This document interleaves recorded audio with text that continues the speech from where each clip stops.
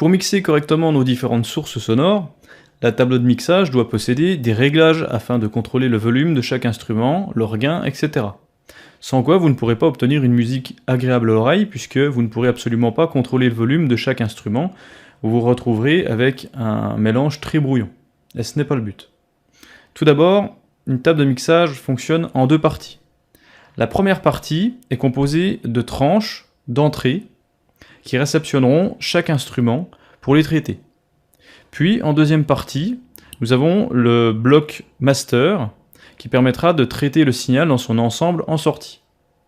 Nous allons tenter d'aborder tous les réglages qu'il peut y avoir sur une table de mixage. Évidemment, toutes les consoles n'ont pas les mêmes fonctions. Vous trouverez d'ailleurs des tables adaptées pour du live, des tables pour du mixage, de l'enregistrement, etc. Elles fonctionnent de la même manière, mais sont plus adaptées à la situation. C'est pour cette raison que vous pouvez voir des tables analogiques gigantesques dans les gros studios. C'est un ensemble de tables, une partie réservée à l'enregistrement, l'autre au mixage, etc. Je vais choisir une table assez complète pour aborder la totalité des réglages pouvant être trouvés par le plus grand nombre. Voici les réglages de la première partie de la table de mixage. Cette première partie est donc composée de tranches. Chaque tranche va permettre d'enregistrer un instrument. Il est donc logique de dire que plus vous aurez de tranches, plus vous pourrez enregistrer d'instruments en même temps. Ici, je suis sur l'exemple de la Mackie Onyx 1640i, 16 pour 16 entrées. Donc sur cette table, je peux donc enregistrer 16 instruments en même temps. C'est donc le premier critère à penser lorsque vous décidez d'acheter une table de mixage. Si vous avez pour but d'enregistrer un groupe rock, avec deux guitares, une basse, une batterie et un chant, il vous faudra donc envisager 4 tranches pour les deux guitares, une basse et le chant, et environ 6 suites pour enregistrer chaque élément de batterie séparément, c'est-à-dire la grosse caisse sur une tranche, le charlet sur une autre, etc. Ce qui vous permettra de traiter chaque élément de batterie séparément, soit un nombre total de 10-12 entrées.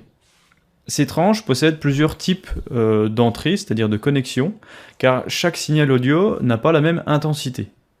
Pour cela, regardons à l'arrière de la console de mixage et observons les entrées et sorties que possède chaque tranche. Nous voici donc à l'arrière de notre table de mixage Onyx, les réglages de tout à l'heure sont au-dessus, et nous voici avec nos entrées par tranche.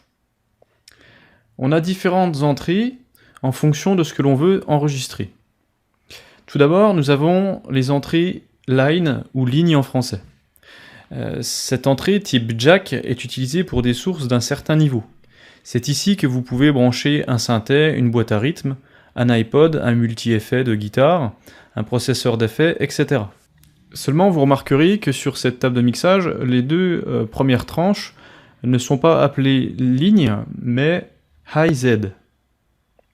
Simplement parce que cette table de mixage a prévu pour les deux premières tranches de pouvoir brancher directement une guitare ou une basse.